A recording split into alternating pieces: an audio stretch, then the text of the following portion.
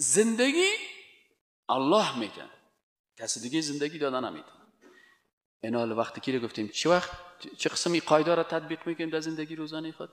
ما هیچ وقت بچه یا دختر از مخلوق تقاضا نمیکنیم.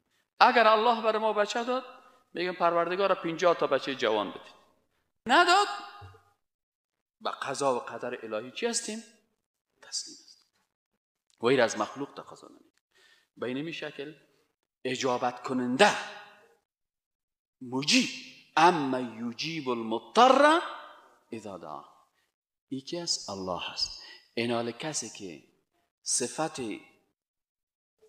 مجیب الله را به مخلوق میته، ای بیادبی در مقابل خالق میکنه.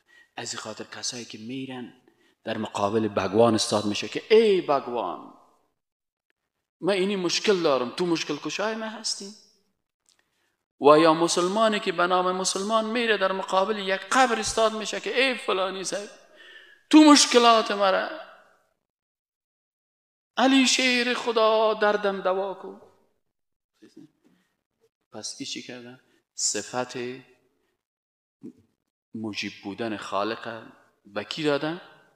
به مخلوق دادن.